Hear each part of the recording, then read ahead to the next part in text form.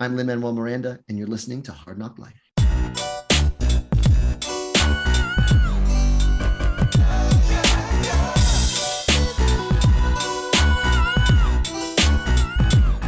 Well, it's the NOC in full color. You see me? The Hard NOC Life. Comics, movies, and Welcome to Hard NOC Life. I am Keith Chow. I'm Brittany Monet. I'm Dominic Ma. I am also back. Thank you, Dominic and Britney, for holding it down for these last several welcome weeks. back, Keith.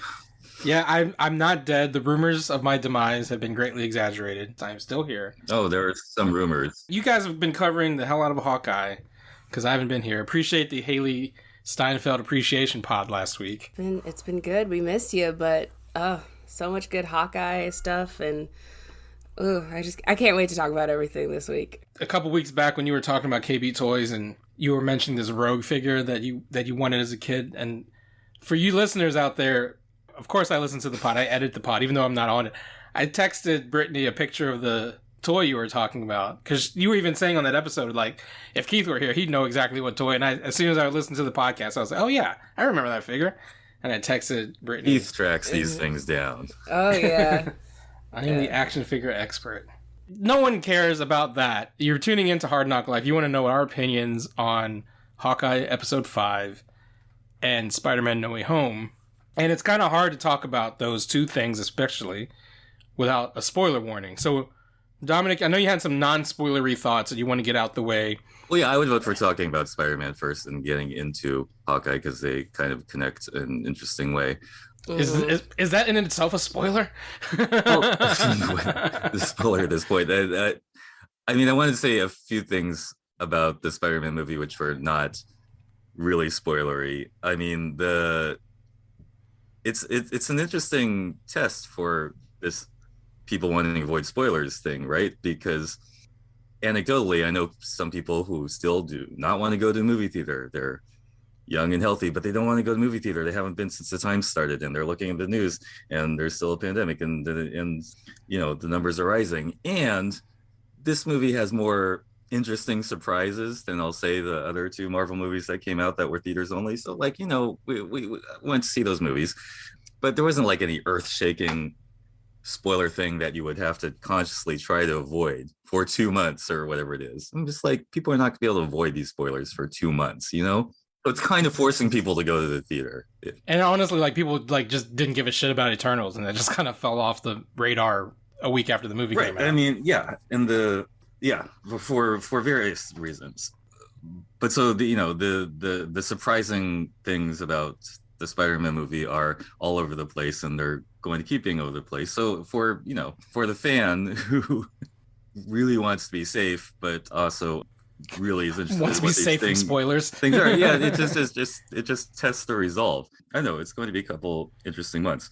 Well, you have to decide what do you want to risk? Do you want to risk a deadly virus that could kill you, or a movie being spoiled? That's kind of like it's pretty even for me, at least. Right. No, I mean, this case it's more intensified. That's all I'm saying. It's because this Spider-Man stuff is more exciting and notable than in most other movies. Well, and you had called from the beginning, right, that Spider-Man will be the movie event of the year. Yeah. No shade to Eternals, no shade to Shang-Chi, but those two movies, no matter how much money they ended up making, all the positive or not positive reviews they got, was going to pale in comparison to Spider-Man. I mean, we've known from January 1st, 2021, the biggest movie of the year will be that one. Mm-hmm. And I also think if that was simultaneously streamed on Disney Plus, it wouldn't even be Disney Plus. That's the other wrinkle about Spider-Man. Yeah. Is that you can't simulcast that one because it's not a Disney movie, right? There's no avenue for it to be streamed. I guess Netflix, because Netflix owns the Sony rights. But then, where do the MCU Spider-Man movies fall in that kind of like... I mean, this is the whole deal with Spider-Man, right? It's so like convoluted. Mm-hmm. Right. It's convoluted, but also, I mean, here's the other non-spoilery thing I wanted to mention. Coming out of No Way Home, I felt again how the Spider-Man movies are really a vanguard or a canary in the coal mine, if you would like to say, for the big pop culture movies, because we touched on it a little last time. We was talking about the web swinging. The web swinging was an evolution in movies because you had to have like a photorealistic computer graphics to create that effect, which we didn't have before, and that opened the door in movies. And so the Spider-Man movie, that first one back in 2001, was special in that way. And also, and what my friends was asking me, like, why is Tobey Maguire the only one that Spider-Man? Why is he the only one who has organic web shooters? And the other ones have the mechanical web shooters. And there may be many reasons for that, but I always thought it was because, like, back when they were making the first Spider-Man movie, they didn't want to put out too much weird shit for the audience to absorb. Like they're already violating the double nonsense rule of screenwriting. The guy gets weird powers from a radioactive spider, and then he goes and builds this perfect mechanical device because he's like the most brilliant high school student in the universe. I thought maybe they thought that was too much of the time, so they just did the quick thing of like it comes out of his body. But then those movies made $1 zillion. So when they did the next iteration of Spider-Man, they got to, okay, well, people can take that. We'll have him build his own web shooters. And then like the next step was like, okay, we're going to do a third iteration. We're going to introduce Tom Holland without even his origin story, just in the middle of Civil War. And people took that. And then, of course, there was the masterpiece Into the Spider-Verse, where they told this weird story about Spider-Man from like 6 different dimensions, but it worked beautifully because it was so well written and crafted. So I bet there are multiverse plans already, but I bet that gave them the confidence to think, oh, this multiverse thing is really going to work. Audiences will digest it. And it maybe gave them a good feeling about doing a full multiverse-y kind of Spider-Man movie. Anyway, those are the things I wanted to say. I don't know if I wonder how much, like, was No Way Home always in the cards to be a multiversal movie, right? I think so. Kevin Feige produced all of the Spider-Man movies and most of the Marvel movies. And he talks about in his, and like one of the first early things about like when they started doing Iron Man, he's like, well, I couldn't, do my Spider-Man yet. So I went to my other set of characters that I could focus on. And, obviously they built up to it. And I just feel like he built that like relationship with, them to be able to let him bring him into the, Avengers and all of that. So I feel like it was always the plan, just trying to figure it out. And then they had like a few years ago, they did a recent like, Spider-Verse event where it was like, all of like the Spider female characters as well as the men. So. Oh, you mean in the comics? In the comics, yes. Sorry. Right. Yeah, because Spider-Man was never like this multiversal figure until recent years, where like what in the comics, right? Like there's like Madam Web who controls like all of the frequencies of the multiverse or something like that, and like like Webosphere. But right, because he used to be a street level character, right? He just your friendly neighborhood Spider-Man. And now he's this cosmic multiversal character. Well, the reason I asked is like, was it always in the cards though? Like I don't know how much it was in the cards when they struck the deal with Sony to bring him into Civil War, for example, right? Because the thing about Feige and Marvel Studios, which I've seen over the last, decade and a half, is how nimble they are. Like, they have the long game, but they're also nimble. What I mean by that is they can call an audible and make it feel like it was always part of the plan. Yeah. And a perfect example was Civil War. I don't think Captain America 3 was always going to be Civil War. No. But DC announces Batman versus Superman, and Marvel goes, oh, we have Captain America versus Iron Man over here. And that one makes $1 billion and Batman versus Superman becomes, its own thing. And the reason I bring the DC Marvel comparison is that DC has been talking about doing a multiversal movie for years. Even like back when they were doing Batman versus Superman, the whole Flash scene in BVS was this whole Flash can travel through different dimensions. And DC has the longer cinematic history that it makes sense to kind of like, and they're also not connected. Like the continuity of DC is all over the place. So like a multiversal movie for DC kind of makes sense. Like Flashpoint has always made sense for them to kind of like Crisis on Infinite Earths everything, right? Mm-hmm. And just like Civil War, I feel like MCU was like, oh, we can do that. And because they're more agile, they can say, oh, we can do that and then do it. Whereas like Flashpoint has been in development hell for 5 years. And it's only just now coming out.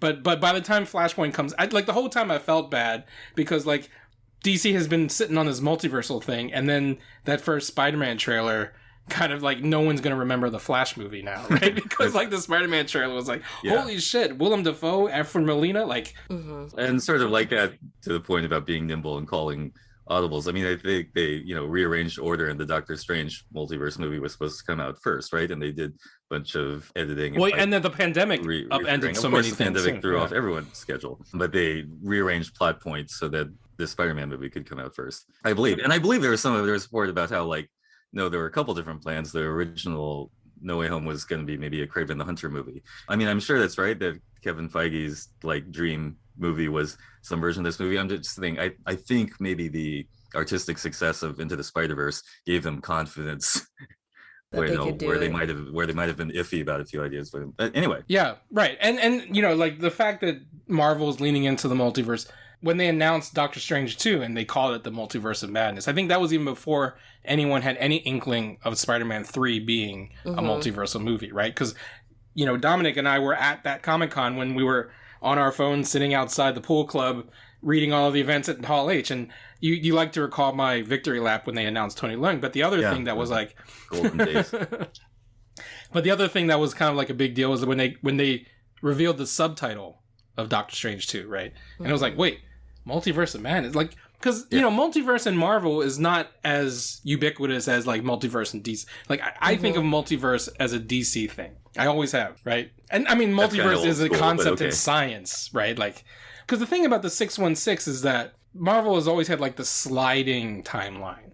Like, it was always, all things happened all at once. And then the Ultimate Universe and the Heroes Reborn universe. Peter Parker has been 24, 30 years. Right. 40, 50 years now, like through 5 years. Right. But do you know what I mean? Like Marvel, like the way Marvel was always set up is that everything that happened. And they never had a Crisis of Infinite Earths. They never had, like, when they did break off to have other universes, like the Ultimate Universe was a distinct thing. Like the whole point of the Ultimate Universe was to create something outside of like this 50-year continuity. But DC has been leaning into like the Flash of Two Earths for like 75 years, you know, at this point. We're dancing around it. And I think if you have not watched Spider-Man No Way Home, turn off this podcast, get thee to a theater, watch, or not, if you want to be safe, wait 2 months later till it starts streaming somewhere, watch it, come back to this podcast, because there are a lot of things, to Dominic's point, that you want to avoid before you see the film. Or at the very least, I think will feel better if the first time you know about this is in the movie than hearing a bunch of people talking about it. Right. But I'll add a caveat to that. Unless you don't care. Unless you don't care. So a portion of this podcast is going out to all those people who don't care about Spider-Man, don't care about like having stuff spoiled. That's okay too. Which then is, keep listening. Keep listening, and God bless you people who don't really care about Spider-Man.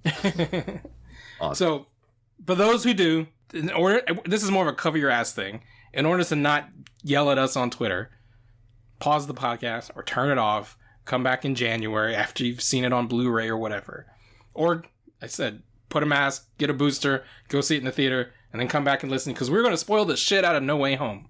In 5, 4, you can do the rest. So, one thing I will say is that as much fun as I had in the movie, I wonder what I would feel like had I not known that Alfred Molina, Willem Dafoe, and Jamie Foxx were in it. You know what I mean? Like, I wish I was that person who went in completely blind. Because I think one of the most fun things about watching the movie was, like, all the things that we've been rumoring and speculating about, all of them happen. And it's great that they happen. Everything that we've talked about on this podcast. But a little piece of me was like, oh, man, what if I didn't know Matt Murdock was in this? What if I didn't know Andrew and Toby were in this? What if I didn't even know the villains were in this? What if I just thought this was going to follow up Far From Home? And how does Peter get out of, you know? Well, we'll never know except in an alternate universe. You're doing the fan loop of death now, right? Because as a fan, you sought out all that information. We sought it out. We didn't like try to avoid it. Well, they were just also posting it too. So it was like, you know, when they post stuff like that and you happen to see it, you're like, well, all right, now I know that this is possibly happening. And it's worse when it comes from, like, you know, sites like Variety, when they're more likely they have the truth and they know the truth. So that's the issue when you had Variety being like, Andrew Garfield and Emma Stone. And she's not in the movie, you know, but like for them to be like Andrew Garfield, Emma Stone, and Tobey Maguire have all pulled off of projects that they were working on for a secret project. It's like the only thing those three would all pull off for a secret project together is Spider-Man. Like it, you know, like there was no way around that. Because I mean, I think the thing about a Spider-Man movie is that if they just advertise this as Peter and Doctor Strange team up because People he needs a would've seen Tony that. Stark figure. Yeah. But you hide the fact that Willem Dafoe and Andrew Molina and Jamie Foxx are in it. It's still Spider-Man 3. Like, it's still going to have the massive audience. Like, no one would think to ask Alfred Molina, are you in this movie? And so he wouldn't be able to spoil it. And like, the only reason he spoiled it is because people ask him, by any chance, are you in Spider-Man 3, right? So, to Dominic's point, I get it. Like, this is one of those things that, as a fan, like, any fan who's interested in seeing a third Tom Holland Spider-Man movie is already thinking about shit like this, right? Like, so it's hard to be that person who's so casual that you have no idea about casting news, but like would pop at seeing Doc Ock on screen, right? Like, that's a very thin strip of people who fit that description. But the reason I thought about it is that, you know, one of the benefits of watching this movie in the theater, in a very crowded theater, by the way, is that I had that same Infinity War Endgame feeling when shit happened on screen and you heard the audience reaction in real time. That's something that you can't get at home, you know? So like when Ned does his sling ring, Oh my god. and Andrew comes out the screen, the whole audience lost their shit. And they lost their shit before he took his mask off, because they could tell this is a different Spider-Man costume. And as soon as he took his mask off, it was like a wrestling match where like they pop when the hero comes out. That's what they did in the theater. And that's the kind of feeling that you can't get unless you're in a crowded theater. But that's where it made me feel like, oh man, I wish for anyone who that was like a complete surprise, even the Matt Murdock scene, you know, like I just envy that feeling. But yeah, no, I think the movie works on its surprises. But I think a lot of the cheers I heard from the audience were cheers of validation, sort of, you know, like sure. This thing I suspected is it actually happening. But again, we'll never know because we did read all the things. So, but let's say for sure that the movie lives or dies by a series of surprising things that happen. I keep going the DC Marvel comparison, but it's Ezra Miller showing up in Crisis, like that feeling, because nobody knew about that. Oh, that was a well kept secret. You Talk know, about right. But the problem is, like, I watched it at home, so like I didn't have I didn't know what the feeling of like 150 people going holy shit at the same time. Yes, right. It's such because a fun it was feeling. like you had to go on Twitter. You had to go on Twitter. It's like, did everyone see what I just saw? That's Ezra Miller and Grant Gustin together. Yeah, That is not the same thing, you DC fan head. There's no, I mean, no one loses their shit over Ezra Miller Flash. But I mean, the way they kept the Yes. secret, like no one knew that was going to happen. Yeah, no one knew, Yes. and it was done well. I mean, I think I'm sorry. I still think Grant is like the superior Flash. Sure. And I also think Grant should be the second Flash in the Flash movie, but that's we'll wait till that movie comes out before we can complain about Yes, that. but it was still epic to see those two like on even those TV screen, to see them on screen together, because it's not something like you thought, especially because it's been established that like before, like the TV universes are different than the movie universes, And they can never for touch. technically both of, like, you know, for Marvel and DC, it was kind of, they had that like feel of like trying to be like, well, yeah, it's separate really, you know. Right. Even like with Agents of S.H.I.E.L.D., they were trying to say like it was connected to the MCU, but then it got to a point where it's not connected anymore, you know. So I feel like we have had this, you know, constant like, oh, TV and movies are just their separate mediums. So when you have movie Flash and TV Flash interacting, it is like epic and cool. But yeah, it doesn't hit the same being in the theater, I would say, you know. And right, I'm not trying to say like it's on the level of all three I mean, having all three cinematic Spider-Mans in one movie, not just in a glorified cameo, but like interacting. That's kind of what again, going back to Crisis, I wanted them to have all of the TV Supermans together, right? But Yeah. to see like Toby, Andrew, and Tom, yeah, that is epic. The most epic thing that could happen in superhero movies. But like when I saw Andrew on the scaffolding, I was like, oh yeah, Brittany's right. That leaked picture really was legit. That's the scaffolding. That's exactly the scene that got leaked. Yes, it got leaked before because it was an actual video that leaked, if you remember, of him talking. He's like in that kneeling position. Yeah, when he's squatting, right. He's squatting and he's talking to Toby, and they're talking about the web blood thing. Like, it was from that scene, and they were like, no, it's fake, it's a deep fake, and these people try to like use Photoshop to show us a deep fake and how you make one, and it was like, no, it's real. Like, I don't understand when they just literally had Tom Holland on a different side of that same set piece. Like, you could tell it's a different side of that set piece. So I was just like, that's the kind of thing where it's like, I'm not mad at fans, I'm mad at like people who leak shit, because like, had that never leaked, I mean, the scene of them all interacting, like, part of me was like, holy shit, this is awesome. But the other part of me was like, I wish I didn't know that, right? Like, I wish I didn't, like, I was already deconstructing, like, the background, because I was like, oh yeah, that's the scene that Britney was talking about. Like, as it's happening in real time, I'm like, that's the shit got leaked, you know? Yeah, and, well, the video got leaked first. I don't know who leaked it, but it has to be, I'm sorry, I really do think it was Sony. I do think it was Sony and Marvel going, like, you know, let's do this because it's going to give the internet people more hype to go see it, to see if it's really in it or not. Like, I feel like that was part of it, honestly. Sure. Yeah, I don't know. I think I was surprised I was the loudest for Charlie Cox. I didn't think that was going to happen, but yeah. Well, especially like after, because everyone assumed it was in the police precinct, right? Like the guy with the arms, everyone's like, that's Matt Murdock. And so when it was clearly not him, I was like, oh, I guess Matt Murdock's not in the movie. And then, like, the fucking next scene, he's, like, sitting in their room. And it's like, it was so great to see Matt Murdock again. It was so great to see Matt Murdock again. Good old Charlie Cox. It's sort of a perfectly done Daredevil cameo with the catching the brick bit.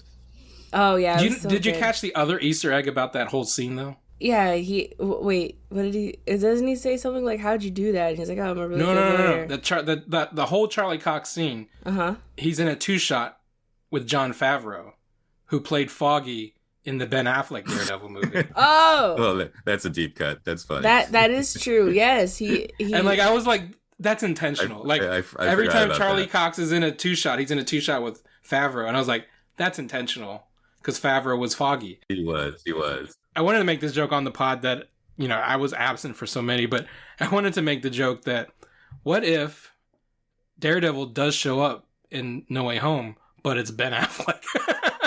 I you know what?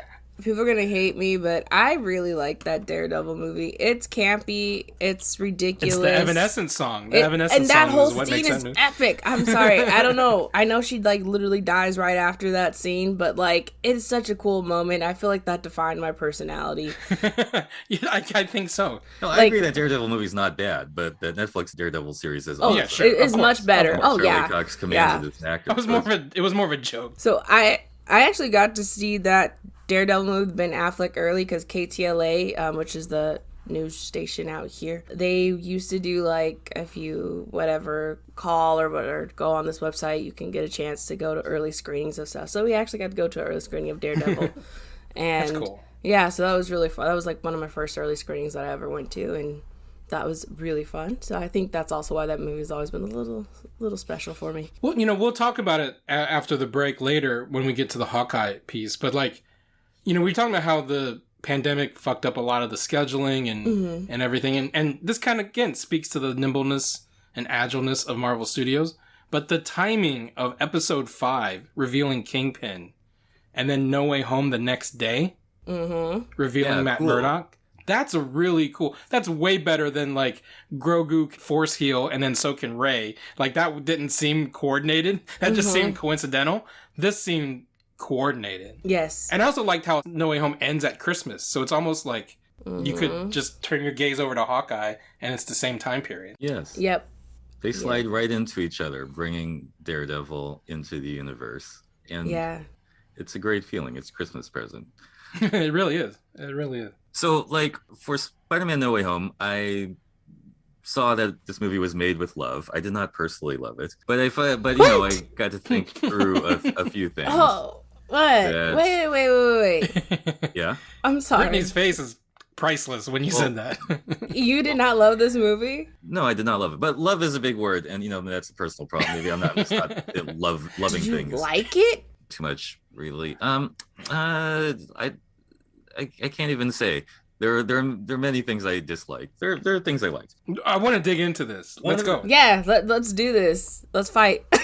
Okay. Well, I mean, as a movie, I had some of the same complaints I had with Star Wars 9. Just the editing and the shot selection is just kind of there. It's not really making any impact. The writing, I think, is very thrown together. However, there are some performances that are truly lovable. Still think Garfield is the best. It was just great to see him again. I sort of wonder if this will like reignite the whole the Garfield movie sucks like Spider-Man fan debate, or kind of give us like new perspective of we can all resolve. I think the latter. I really think the latter because kind of thing. Yeah. at least in my theater, Garfield got a bigger reaction than even Tobey Maguire. Oh, I didn't react to Toby showing up. Well, it didn't help that he shows up as a youth pastor. That was the Yeah, great that's, No. part about and that's a perfect Spider-Man line. I mean, But- Garfield still has that awkward swagger that is wonderful. Yeah. And the Maguire thing, I mean, I think it's a function of time. And we remember it's like 2001, like young people now grew up with like Tobey Maguire Spider-Man being maybe their first big movie in life. These young people like these college age, applying to Right. college teenagers who are also clearly the focus of the movie because this movie's really for teenagers. Can we just say that? Well, I mean, and it's kind of nice to see a trilogy of Spider-Man movies where Spider-Man's a kid. The one complaint of the MCU Spider-Man has always been, like, you kind of alluded to it earlier, Dominic, he doesn't have his origin story. There's no Uncle Ben. And it feels like there's, like, no Uncle Ben at all in the MCU, right? Like, the way Andrew and Toby talk about Uncle Ben, like, Tom is almost like, who's Uncle Ben? You know what I Right, mean? right. Like, because even in this universe, May is the one who delivers the Uncle Ben Right. line. And it's May's death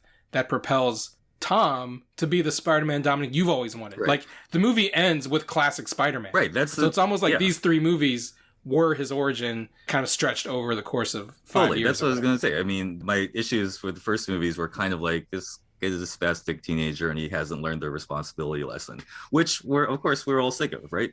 But then I guess I saw in the third movie that's what they're doing. They're kind of doing a responsibility trilogy where the whole 3 movies is up to him learning this big lesson, which in the previous Spider-Man movies he just learned like in the first 30 minutes. Right. So there's that. And in the previous 2 trilogies, well, trilogy and duology, I guess, since Andrew never got his 3rd movie. Where he goes wild and beats people to death.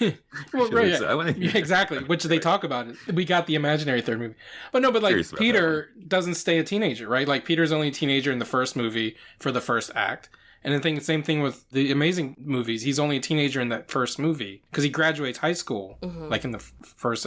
Well, I guess, does he graduate at the end of the first movie? It's at the beginning of the second movie. So like they jump to adult Spider-Man rather quickly. And this is, it was just kind of nice to see 3 movies where you had teenage Spider-Man. Because my picture of Spider-Man has always been he's the teenager. I know that for some people, their Spider-Man is like the one who's married to MJ or the working at the Daily Bugle. Like my ideal Spider-Man has always been teenager Spider-Man.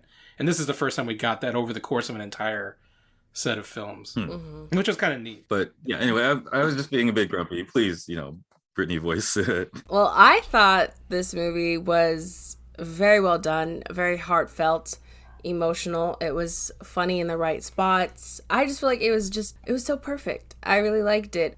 I don't know. I wasn't, as we all knew, I probably wasn't going to be excited for Toby, and I was not. But yeah, I feel like this film proved that I've been right forever, that Andrew Garfield is not only the best actor out of the 3, but the best Spider-Man and Peter Parker, and deserves a 3rd movie. I am on that train, and I've been really annoyed because I can't say that on Twitter, so that's what, if you guys follow me on Twitter, I'm annoyed that everyone is seeing that I've been right, and I'm just like, it makes me mad because so many people were like, oh, you only like him because he's cute, and it's like, he's a good actor, like, he's been great and everything, like, have you seen Tick, Tick, Boom? Have you seen him in Silence? Like, he's such a great actor, so it just makes me mad that, like, it was always reduced down to, like, he's just the cuter one out of them, so that's the only reason why girls like him or They're whatever. all kind of cute in their way. We will not have this discussion. Tom Holland is considered like Tom a Holland is the most like teeny high-level bopper hottie of at the this three. point. Yeah, But Garfield just has the gentle touch as the actor, and he's the young adult Spider-Man who has problems. His life kind of sucks, and He's Peter B. Parker, and we all know I love Peter B. Parker. yeah, he's closest to that. And Yes, and he's always been that version, I think. yeah, and you see the thing where his life kind of sucks, but he just likes to make a joke about it because that's how he deals with shit. And for whatever one wants to say about the web movies, that's the thing they really got right. It was this sort of like indie specific, intimate like perception of Peter Parker. And I feel like since the Amazing Spider-Man, at least the first one, has that more indie movie feel, that's probably why certain people just don't like that movie. Because it feels like those indie art house movies where, they're like, oh, it's like this. And I feel like maybe that's why people didn't get into it as much. Yeah. And I've always been like, if it's a good movie, I don't care what the genre is or, so I don't know. I've always really just loved Garfield. well, and I think the thing about the Amazing movies is that it also kind of suffered from that kind of Batman Begins. Like it came out of an era where like every franchise had to have their own Batman Begins. And that first Amazing was very much like, what if Spider-Man origin, but like Batman Begins, right? Because like, let's get this grand mystery with his parents and like everything's practical. Yeah, and let's make it a little dark, quote unquote. And it's a lot darker, right? It's like the It was Casino sort of Royale because of the Spider-Man Dark Knight movie. was the hot Right. shit at the time. We've talked about it. I quite like the Amazing ones. I like the first one more than the second one. I think the second one got a little too campy, which they redeemed with Jamie Foxx's performance here. And that's what I was going to get at with Dominic, your question that like you don't know how people feel about the Amazing movies coming out of Spider-Man No Way Home, and I feel like it's reconciliation, maybe. yeah, I do think it's the latter. I think people have a renewed appreciation for those movies coming out of this one because this one I think respects those movies, and that's what it needed. And it was also self-deprecating enough, like the Peter 1, Peter 2, and then like Peter 3. Peter 3, like it's such a great kind of meta commentary on how people view these movies, but also Garfield gets the best scene. He gets to redeem. I was right. MJ, which Britney called. I was right. I had said it on the podcast. I tweeted it that they're going to give Andrew his moment to redeem for horribly But messing it was up with also Gwen. like so emotional. It was so Like, good. His reaction. So He's just- I the whole time I was watching it, I was thinking about the two of you and thinking how like, this puts some respect on those web movies, and that's something that's I think is always lacked. It's kind of it does for those two movies what like Clone Wars does for the prequels. Yes, exactly. That's what I was just thinking as you were saying that. But yeah, I feel like when all of the Spider-Men were used well, even though I did not cheer for Tobey, I still enjoyed him in the movie. He's to me just like he's the okay Spider-Man, but I really like his moment with Ned, and he was asking about like, hey, who's your best friend? Like I was dying when he's like, oh well, he became a villain and died in my arms. It was really heartbreaking. That's a mean one. Like, oh my god. I thought Tobey was two other actually Spider-Man really good didn't in really this have movie. He friends at was. all. It's this Tom Holland Spider-Man who has friends. It's weird. Right. I mean, the old Spider-Man had this very sucky, dangerous friend. So it does beg some questions about the MCU Spider. So like, I mentioned earlier, it does seem like there is no Uncle Ben in the MCU. Even May's fling with Happy, kind of like, if the timeline is to match, right? Like Peter becomes Spider-Man soon after Uncle Ben dies, and so he just becomes Spider-Man before Civil War. So that means Ben died in like Civil War, and then May's like dating Happy a year later. So it does feel like maybe there is no Uncle Ben here, right? Like, and again, May's the one who delivers the great power line, and it also seems like there's no Oscorp in the MCU. There's they did Norman say Osborn. That they did say that when we have that scene with Norman and May and Tom. Right. He says that he couldn't find any Oscorp. He couldn't find Oscorp, and that there was someone else living in his home. Oh, do you know who's living in his home? I think Who? the Bishops, because isn't Kate Bishop's house? Isn't that building the same building that Norman Osborn lives in the Spider-Man movies? Yeah, and Whoa. then someone said that's the penthouse. Oh, that's wild. I can't tell yet though. I think so. Like the most From recent Hawkeye, I Daredevil? was like, that house the Bishop's house looks just like does have that fancy ass look. Norman's Osborn's. But right, so like the MCU does lack some things that are important aspects of the Spider mythos. Like MJ is not Mary Jane, she's Michelle Jones, right? Like so there's like it's kind of like a variant, if you will, of like what we think of the Spider-Man. I think the thing is people didn't believe Kevin Feige when he said, well, we're introducing Spider-Man, but we're not gonna rehash Uncle Ben because it's been done. And then he was like, we're not gonna have Mary Jane. Like he made it very clear that that's not what this was gonna be. And so yeah, when we meet Peter, Uncle Ben has already died. I don't feel like they disrespect Uncle Ben because he's been there. That suitcase that he takes him far from home was Uncle Ben's.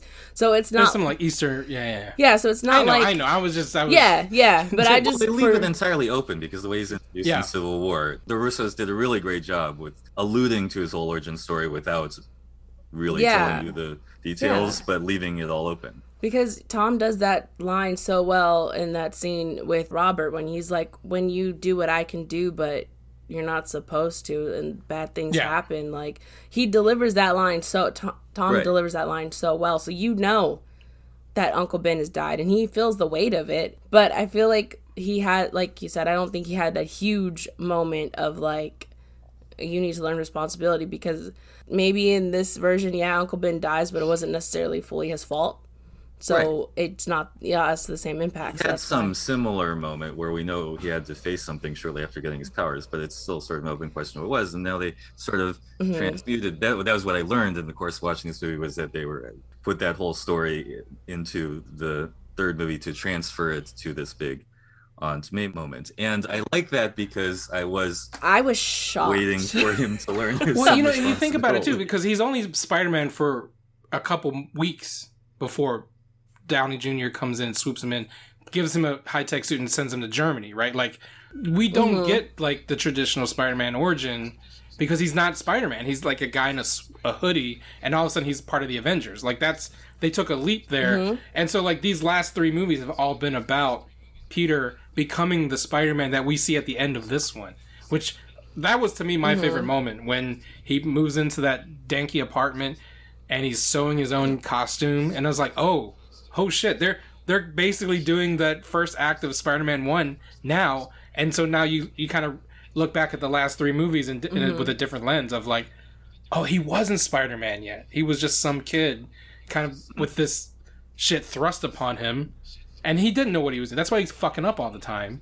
And now he's the friendly neighborhood Spider-Man with the classic costume. However, I will say that he kind of was, because there's a whole entire montage in Homecoming where he's giving people directions on where to go. He's helping people. They have that montage of him helping the neighborhood.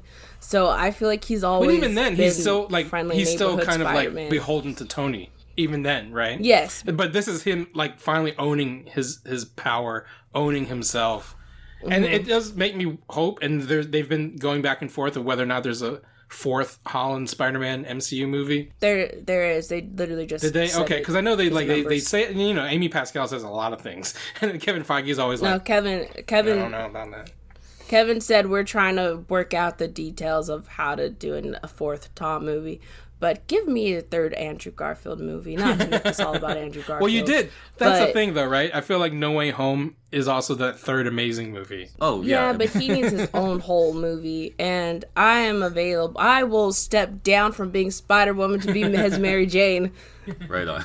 Yeah, because he talks about it. And he alludes to this whole dark period after Gwen dies. That's basically like, I like sad emo boys. And right, because he never meets Mary Jane because the way I view it, and I'm sure there's several YouTube breakdown videos that you can go to, but like, so all the villains show up from the moment that they learn who Peter Parker is. So for Doc Ock, it's the moment right before he dies. For Green Goblin, it's actually earlier because he learns, I think, at Thanksgiving that Peter. So like that's the Green Goblin we see. The Lizard, the same thing. So like they all of the villains arrive from the point in time where they learn who Peter is. There's some question about Electro because he never learns who Peter Parker is in Amazing 2, but it was at the time of their death. They were pulled from the moment that they were about to die. No, but that's what the trailer implies. But then No, when you the watch movie the does film, too. no, but when you watch the film, the only the reason Octavius is because he finds out right before he dies. But for the others, they find out in different point. But anyway, I don't think that part is really going to hold No. together. What about freaking Venom? Venom doesn't because even have a even Spider-Man Jamie- to know that he's Peter Parker, and he got pulled in supposedly for the same reason. Well, and that's the So I thing, don't- because like when this moment he tapped into the hive mind, and he tapped into the hive mind. That's when he taps into Topher's hive mind, and that's how he shows up. That's a plot hole. Anyway, the point I was trying to make though is that the villains are being pulled in from different points in time, but Peter Andrew and Peter Toby, they've both aged, so they've experienced their whole. Oh, I see. Yeah. The whole timeline. So, which I thought was really interesting. So, like the Peter that we get from Amazing is not directly from Amazing 1 or 2. It's like No. Peter from 2023 in his universe getting pulled in. Same thing with Toby. So that's why they're so much older, but they're also able to remember, oh, this is how I defeated Lizard. This is how I defeated Sandman. This, you know what I mean? So I thought that was really interesting. And because, Toby talks about Venom, and if he was the Toby from when fighting Octavius, he wouldn't know who Venom is, right? Like, I just thought that was really cool how they were all at different points of the timeline. Yeah, no, but the villains were pulled all from their moments of death, because even Jamie Foxx says, well, I was in the grid about to do this, and then he's like, and then I'm here. And what we know in that moment is actually Peter kills Electro. So yeah. So that's what happens, is like all the villains were pulled from their death, but you're right, the Spider-Men were not. They were pulled from later, like as you said, they lived out their life till what would be 2022 or 23, whatever. So yeah, it's crazy that we're catching up to like that 5-year gap. You would think they would tell more stories in that 5-year gap. they should, but I guess like half of them were gone. That's true. That's true. Well, especially Spider-Man, because we know that Peter and all his friends were snapped. So Right. yeah. Let me ask each of you this, and then we'll take a break, and we'll come back with maybe some more Spidey talk, but definitely we want to talk about the most recent Hawkeye too. What was your favorite thing from No Way Home, and what was your least favorite thing? Okay, well, obviously my most favorite was Andrew Garfield being back, and basically everyone realizing that I've been right, that he's amazing. And I love Tom and Zendaya's chemistry has always been like my favorite part. Even like she was only in like 2 seconds of, Homecoming. Like they've always just had really great chemistry. So I love them, and just Tom is such a sweet little boy, so I'm just always like rooting for Tom. And then my least favorite thing, because I'm like, why you gotta white guilt my man? When they did the joke about, oh man, I thought you were a brother. Jamie Foxx, when he's talking to, Andrew Peter, and he's like, I thought you were a brother because you're always helping out the community and like all this stuff, and you're from Queens, and he's like, there's got to be a black Spider-Man out there somewhere. That made me mad, because I'm like, Oh, you didn't like that? it made me mad because I was like, you could have brought like Miles into this, because he's been mentioned. Well, I thought for a minute though that they were hinting at maybe Miles showing up or something, and that didn't happen. And then it's just kind of like, why you gotta guilt trip? But that's also what made me think about Electro. Like Electro never seen Peter before, so like, how did he even get pulled into this universe if he didn't know who Peter Parker was? I think that whole thing is inconsistent, but Yeah. That's the only plot hole. damn But it, I don't it's- care. Yeah, it's fine. Can we talk 4 minutes about the Electro makeover? Well, see, so let me say this too. That's why I don't think it's about the moment that they died. I feel like that Electro was like, again, since Spider-Man 2 came out 2014, so it's been in the timeline of their universe 9 years. Maybe Electro didn't die at the end of Amazing 2, and he eventually comes back, and he looks more like that version of Jamie Foxx, because he just seemed more confident. He just seemed like that makeover was very different than the Electro that we saw in Amazing 2.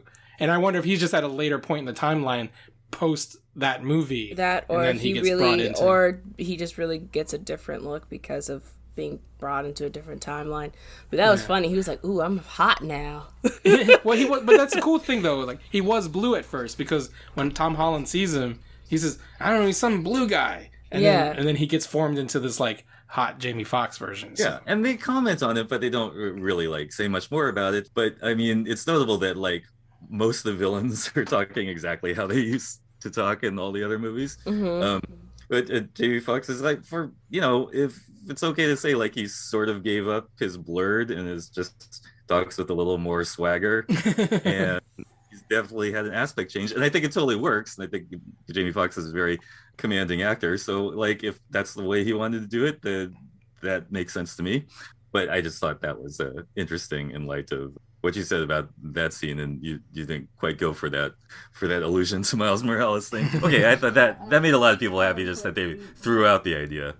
That scene was really interesting between Garfield and Electro. Yeah. And I think for me, again, to get to the favorite part, like my two favorite parts were Garfield jumping after MJ, and then that scene with Electro, because I think they really made the case for doing this weird multiverse story just through, showing Spider-Man's growth and just through their skill as actors, like sort of seeing how this would.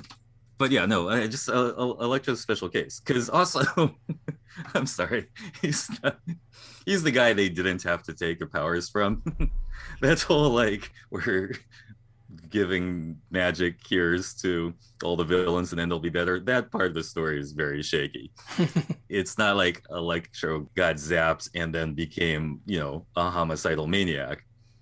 He was kind of like a dude working for Oscorp, and one thing or the other, he led to being the default villain of that movie. I just think he has a much more complicated story that they just touched on in giving him a moment to talk between him and his Spider-Man. So there's that. My least favorite thing was, after all my fanboy wanting for the Sinister Six, they didn't even really have a sixth villain. No, they did. Venom was there. He was just getting drunk. Yeah, in they Mexico had the whole Venom, time. and you could argue that the villain is, Doctor Strange's chaos magic, which always goes weird, or Peter's own teen oxiness. But I was hoping they would honor the Spider-Man lore just by having actually 6 costume villains, and yeah, that bothered me. but there were conceptually many 6 villains. I would argue that like one other villain that Holland is always going up against is like his own gadgets and technology, and basically, narcissistic tech. Like this is the thing that bothered me about the first movies. He's like, he's doing all this weird shit, like getting the drone to attack his friend. I mean, the basic Spider-Man story is you do a selfish thing, and then you learn that sometimes you got to do the stuff you don't want to do because that's responsibility. And so in the first bunch of movies, he's doing all these selfish things, and some of them are augmented by the fact that he has all this Stark technology. I mean, in fact, in this movie, like he wins most of his battles with some tech, like take over the tentacles. Oh, now I have new flare from Doctor Strange. I'm gonna use that to zap people. Well, there's always a gizmo. You don't remember from Spider-Verse? There's always a gizmo. Yes, there's always a gizmo, or a gadget, or what have you. You could argue that the 6th villain was Mysterio. Like, I was surprised that Mysterio's shadow was cast so large over this movie. Yes. Even with Jake Gyllenhaal having a cameo at the beginning, that they showed the scene from the end of the last one. So you could say that, to get your Sinister Sixth, it was Mysterio all along, because he's the one who sets up the whole thing. Yeah, well, he's a movie director, art of there you go. Misdirection and disguise. So I'll say this: I thought they used Doctor Strange just right. Yes. I was worried going in that it was going to be like Homecoming, where Doctor Strange was just going to be like on call whenever Peter needs something, and that he's not. He's like, in fact, he's off-world for 90% of the movie. He was stuck in the Grand Canyon, actually. He wasn't off-world. Well, we don't know which dimension he was in the Grand Canyon. Well, that was hilarious. I was hanging over the Grand Canyon for 12 hours. Because I take Dominic's point about like the first couple movies where it's like, it leans too much on the Avengers, and it's never like Peter having to figure Peter shit out. And for the most part, this is, they didn't overuse Doctor Strange. And I was worried going into this they would. And I also love that whole black and gold suit we'd all been speculating about was just his suit turned inside out. That was... I just love that. Because again, it takes your expectations. Because people were like, oh, he's got a black suit. What does the black and gold suit mean? And you had all these like, breakdowns of like all the different black and gold suits of Peter. And it's really like, oh, my suit's got paint on it. And I need to just with the phone duct taped to his chest. That was very funny. That was pretty funny. And the fact that why duct tape and not just your own webs? Like he could have just webbed it to himself. I don't know. I didn't think about that. It was funny. Yeah, I loved it. I love that. My least favorite, I think, was... I thought the mid-credits sequence was nice. Like, it was funny. but it was almost like the promise of the end of Let There Be Carnage was like, that's it. Mm-hmm. You know, like, I mean, you know, the big twist is that there's a little bit of Venom goo left over in the MCU, but Yeah. I thought it was just kind of like basically the mid-credit sequence joke at the end of Let There Be Carnage just sets up a mid-credits joke sequence for No Way Home. And then we didn't even get a proper end credits because we got a Multiverse of Madness, which was cool. I wasn't expecting a Multiverse of Madness full-on trailer. That was kind of cool. But yeah, it was just a little like, oh, I was hoping for more substantive mid-credit sequence. But other than the fact that they used Doctor Strange just right, I just love the fact, and it was a big surprise to me that it ends the movie with like classic Spider-Man, even with his classic suit. That suit was so his beautiful. most classic suit. The suit he's wearing in the comic book the first time he appears with no movie adornments. Yeah, blue and that big red spider and everything. Yeah, that was awesome. Nice. And it was kind of like, it almost in a way like it was like he was inspired by seeing Andrew and Toby's costume, like because theirs do skew more towards comic book accurate.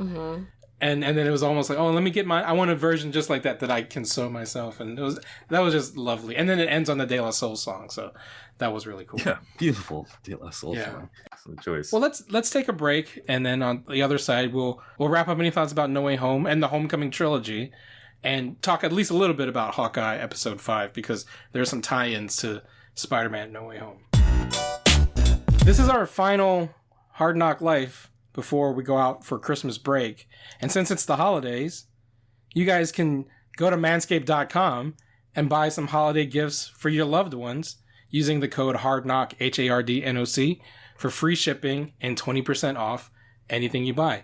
Dominic and Britney, have you been enjoying the 2-in-1 shampoo and body wash? And Britney, maybe you haven't been, but I know your brother may have been. They literally love all of the Manscaped stuff. My dad actually took, because they also sent us lip balms. My dad took one of them. So yeah, they're just loving all of like the Manscaped products. And yeah, so you know, it's nice to get gifts to give to other people for Christmas, kind of. But I still have to get my brother something else because it doesn't count. You can't just give him. You just can't give him the swag from Manscaped. Yeah, but I mean, obviously they're loving it. He did a little photo shoot because he really loved the shirt too, and he's like, it was comfy, and yeah, so it's all good stuff, you know. Manscaped, 20% off and free shipping. Yes, by using our code HARDNOC, HARDNOC. Dominic, are you keeping your balls fresh and clean for the holiday season? Yeah, I'm trying to, and the Manscaped products are really good for that. It's good for personal grooming, which you know we all have to keep on top of during these tricky times, and I'm enjoying all the Manscaped products. And you can enjoy them as well if you use the code HARDNOC, HARDNOC, at manscaped.com. You will get 20% off and free shipping. It may be too tight to get something for Christmas, but there's New Year's, there's Valentine's Day, there's St. Patrick's Day. There's plenty of holidays for you to get your loved ones some Manscaped products. So go to manscaped.com. 20% off plus free shipping. Use the code HARDNOC, HARDNOC, at manscaped.com. Your balls will thank you. So Spider-Man No Way Home, time jumps a little bit. I'm not exactly sure when the beginning of the movie takes place. I mean, it's right after the end of Far From Home. It's right so it's after still like, the end, yeah. So like, I guess Far From Home was their senior year? I think it was, and then they had like a spring break, or I don't know. Yeah, I think it was in their spring break. I think was how they went to Italy. Now I feel like I need to rewatch it to like get the remember the full details. But then obviously when they come back to school, or maybe it was their junior year, and then they come back. It was their junior year, and they come back to school, and obviously it's all because it's for sure their senior year, and it's probably been thrown off by the blip, No Way Home for sure. We don't a really long sophomore year or something. Yeah, well, I remember Far From Remy High plays. He was like a freshman when they all blipped away, and now he's like a hot senior, and he's macking on MJ. Tracks. Right. The reason I bring it up though is that because you know one of the big plot points in No Way Home is that they all try to get into MIT, and they all get their acceptance letters, but then the movie time skips to Christmas time, and MJ and Ned are still in New York, and I'm just like, well, the thing is, that's why I'm not sure when exactly, or unless it was like the beginning of the school year that they took the trip to Italy, And then they come back and that happens, and then it's like pretty close to like, Christmas break, so they're still like in their senior year. I don't know. I'm not sure the exact. I don't know that one got. I think they you have just to talk forgot about the how like school important works. spell that we didn't really talk about is basically the whole movie. So we know why the spell is like just so people don't remember, to get out of having to go to court and all of that. And we know the spell goes wrong, pulls people from different universes, blah blah blah. So then, instead of trying to kill the villains, because even though that they obviously were doing bad things, Peter still just didn't feel like it was right to do it. So he just acts strange instead to make the spell where no one remembers that he's Spider-Man. But it ends up going to where they don't even know who Peter Parker is. Because that's when we see at the end, Ned and MJ don't know Peter at all. And he has to like try to introduce himself to them. And it was just a really like... I'm trying to think of what other movie that reminded me of, like, the ending. I couldn't think of... I was like, what movie? I don't know if you guys can think of it. Oh, you're right. There's something where a similar trope happens. I don't think it's Memento, but it's something like that. Yeah, and he's just like, I don't know. And they just are like, oh, okay. And he's like, oh, did you guys, like, get into MIT? And they're like, oh, yeah. And he's kind of happy that they're, So it could be that they got into MIT and they're back home for Christmas break. And then MJ's just, working at the coffee shop again. Yeah.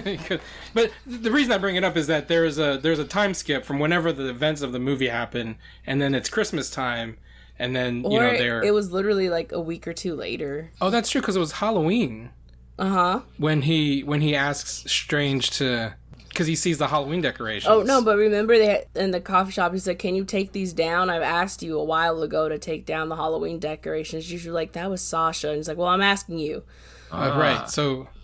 So there was some continuity detail going on Yeah, there. I was paying attention. Well, the reason I bring that up... But also, we'll try to figure out the just, like, timeline. it takes some weeks for them to all reset because they're magically forgetting things and they destroyed half the Statue of Liberty. I get that part. Well, so the reason I'm glad you brought up the Statue of Liberty, because a couple of things, we mentioned this in the first half of the episode. Mm-hmm. This movie ties directly into Hawkeye, because there is when he's swinging with MJ at the beginning of the movie, you see an ad for Rogers the Musical. Yes.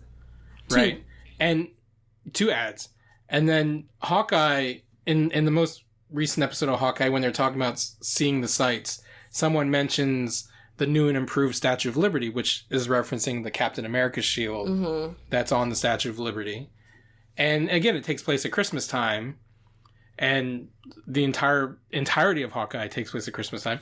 And the biggest connection between Hawkeye and Spider-Man No Way Home is that Charlie Cox's Matt Murdock exists in the MCU. Yes.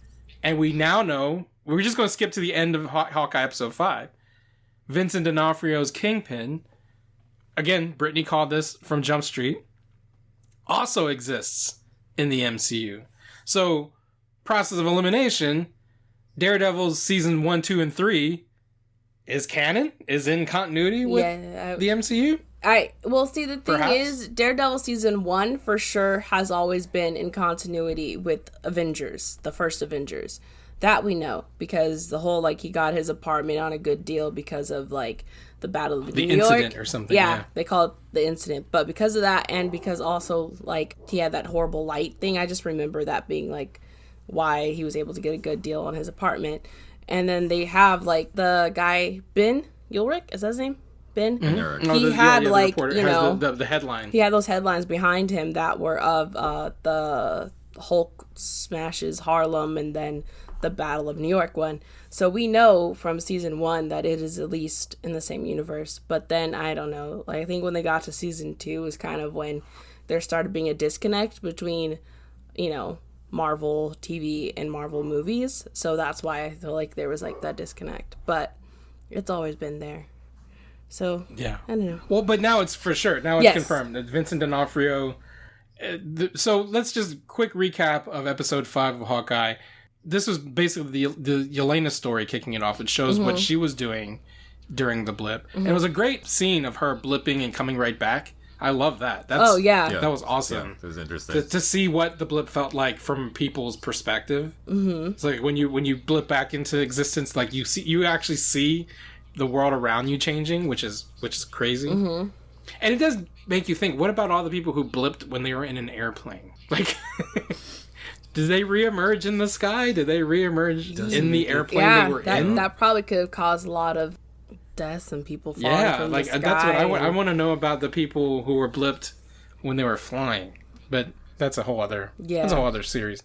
Well, there's the rotation of the Earth. None of them were in the exact same position. Okay, So if they were in the airplane, wherever that airplane is, if that airplane safely landed and is sitting on a tarmac somewhere, and they just blip back and they're like sitting in someone's lap, that makes more sense than blipping in the middle of the sky, I guess.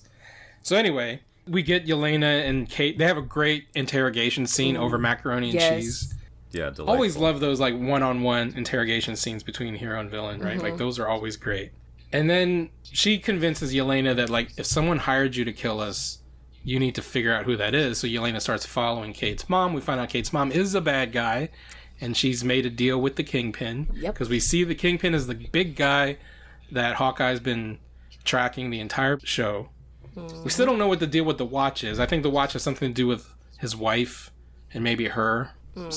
SHIELD agent status. Maya might be turning against Kingpin because we see her kind of like distrusting her partner. That might be setting up the Echo show. And one thing you guys were talking about a couple episodes back that I, when I wasn't here, and I know Dominic, you're learning about who Echo is through the course of the show. In the comics, Kingpin raises Echo. He's basically like, and that's why the scene where the uncle figure is like pinching her cheek. That is him. And clearly D'Onofrio's chuckle, right? Like, especially in hindsight, you know for sure that's D'Onofrio. I knew then. She's like one of Kingpin's soldiers in the comic book. So in the comics, Echo, right? She has the same story. Her father was a hitman who worked for Kingpin, who Kingpin has killed, just so that he could raise her to be not as a daughter, but to be a weapon, because she's very similar to Taskmaster in that she can mimic other people's fighting styles. So she's like the deaf Daredevil. She uses her other senses in this heightened way. And then she's actually, I think, has a romance with Matt Murdock in the comics. Yeah, but I feel like she's a lot younger on the show versus, Charlie. But whatever. Yeah, I mean, Charlie smashes a lot of people on his show too. So we'll see what Echo the series does. But the long story short, that was always why. To Brittany's kind of speculation, when you're adapting the Fraction books, when you're bringing in Echo, you can't not introduce Kingpin, because Kingpin's such a big part of Echo's character, and he's a big reveal in the Fraction story. Like, the Tracksuit Mafia, I don't remember which issue, but the big reveal is that the Tracksuit Mafia is tied to Kingpin. Like, that's a big reveal in the comic. And so, like, if you're adapting the Fraction book, like, you had to have the Kingpin show up. And the fact that he shows up for the finale, I think, is just amazing. I'm very excited for this next episode. But I just feel like there's still a couple of things that need to be, like, wrapped up.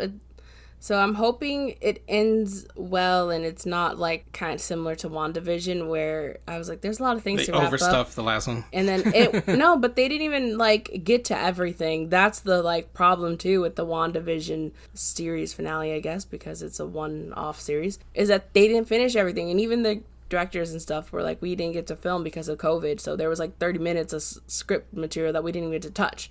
So I just hope that there's not an ending like that with Hawkeye, because so far I've really loved every single episode of Hawkeye. It might be my favorite of the shows, even though Loki's a very close second. Yeah, I don't know. I've just loved everything. Florence is great. Yeah.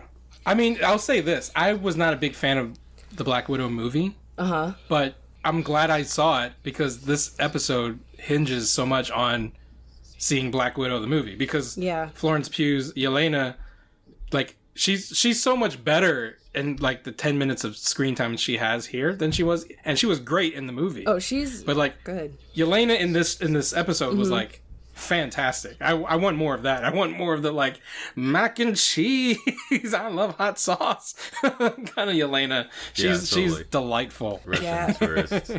Great. But even the whole stinger scene in Black Widow was Valentina kind of pointing Yelena in Clint's direction, so that kind of pays off. Yeah, so Valentina's obviously working with Kingpin and all of that. They're all working together. Yeah, I think ultimately Kingpin is forming some sort of, like, Dark Avengers. Yes. If he and Valentina are in cahoots, and now they have U.S. agent. They have this Black Widow.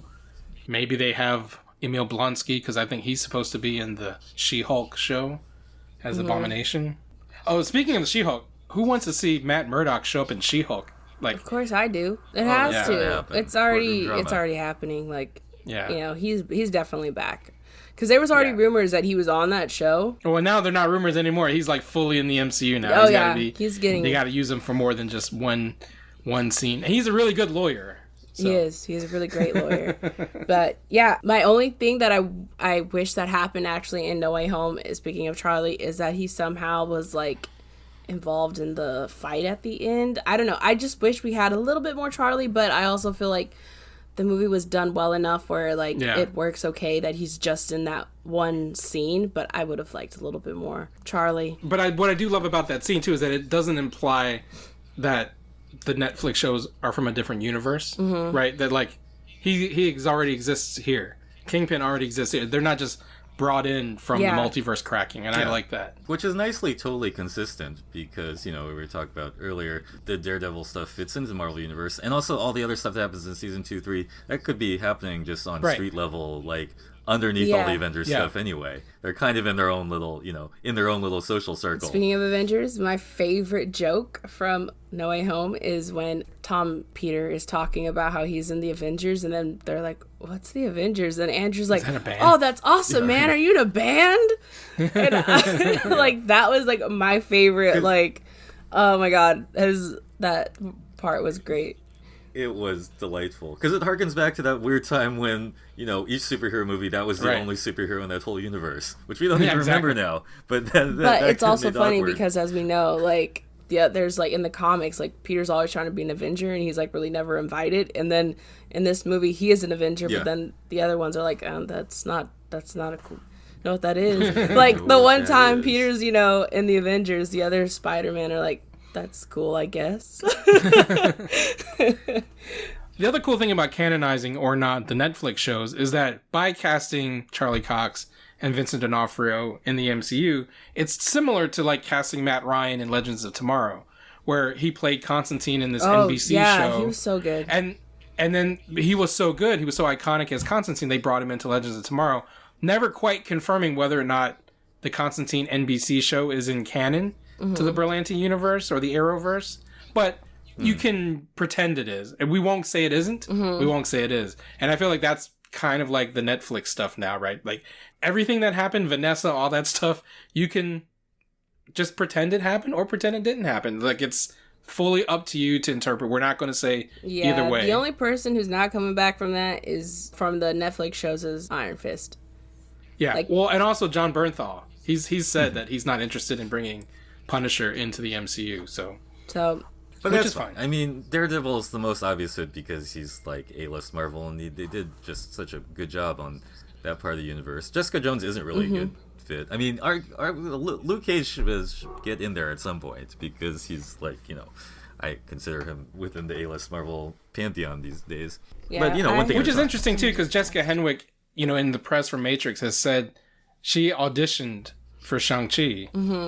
But not for the role of Shang-Chi, but like to be in Shang-Chi. Although it would be awesome if she was Shang-Chi. She's already Iron Fist. But I'm sure she was probably auditioning for either Xialing or not even Awkwafina's part, because I think Awkwafina was cast before they even had a script.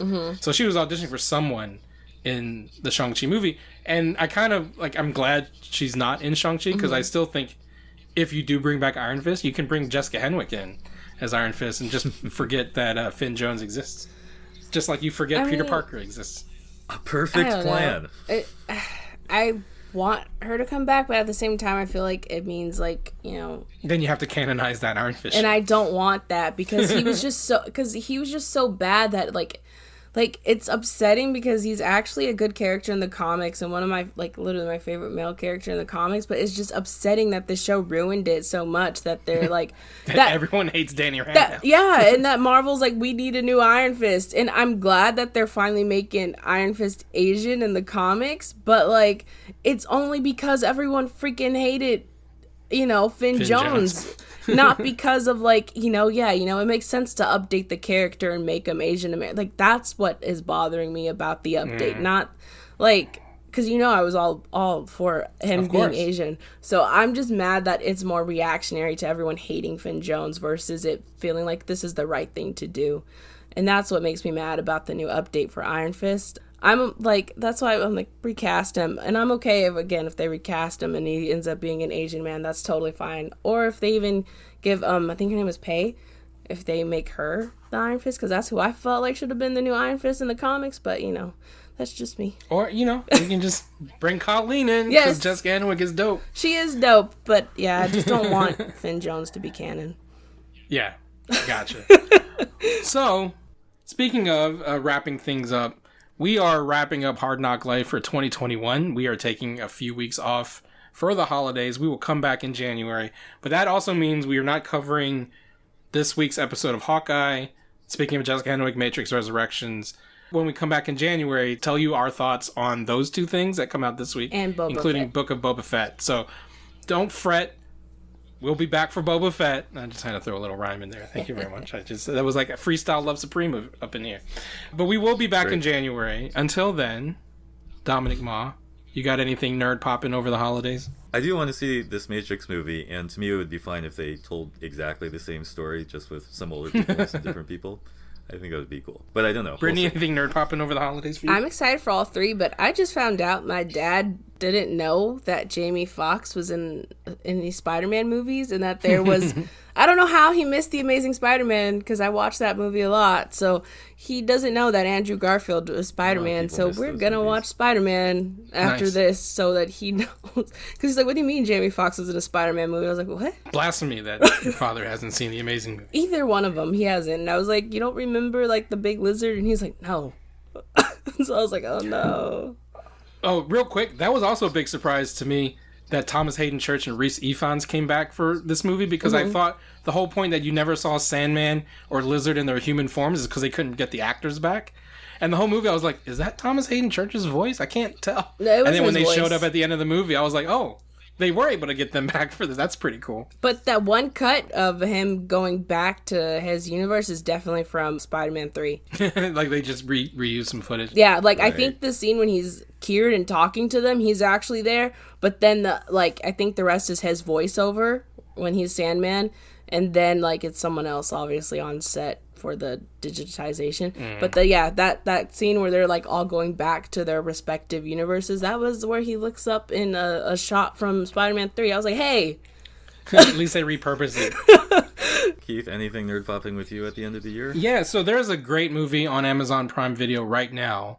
Just came out, I think, a week ago, called Encounter, starring Riz Ahmed.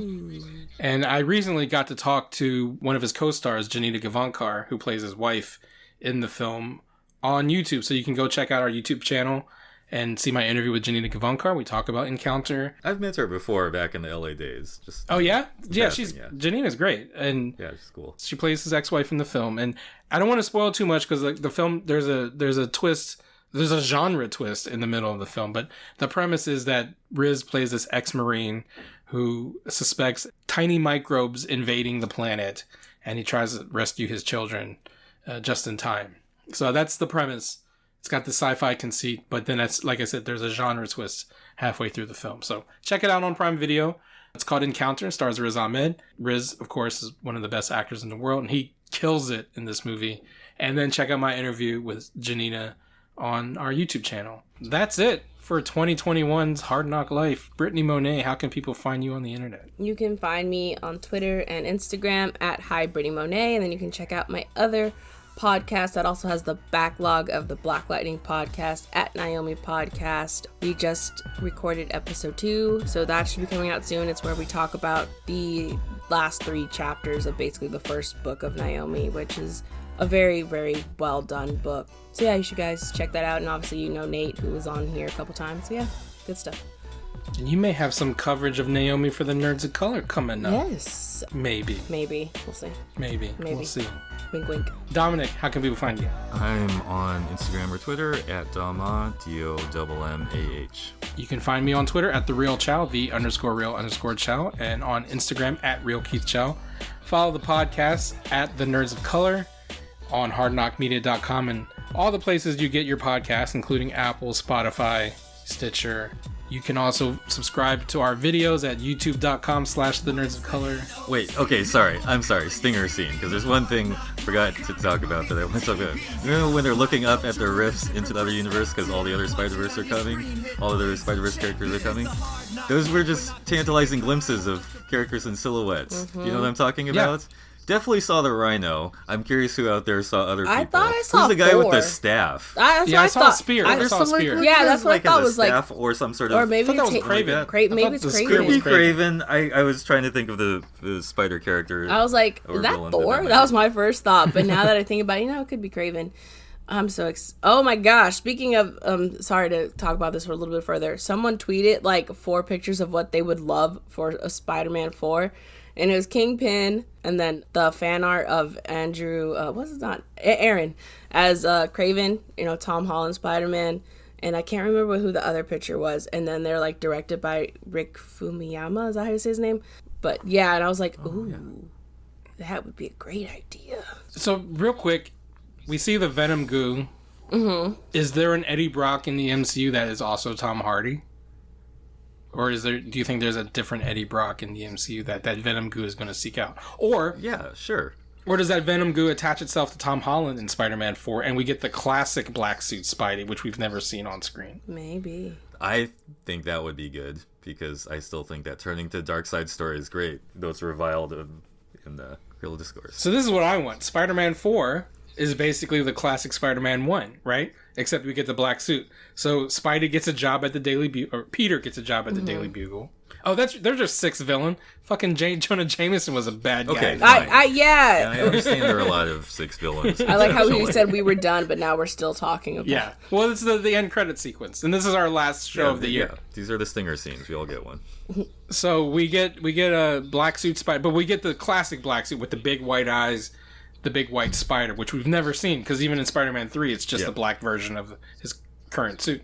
We get the real deal black suit Spidey, and that sets up Spider-Man 5, which is where the goo finds Eddie Brock And Tom have a Holland throwdown. turns evil and dances because Tom Holland is really good at dancing, and we'll have That would be fun. we'll reconcile We'll that whole redeem dancing Disco scene. Peter.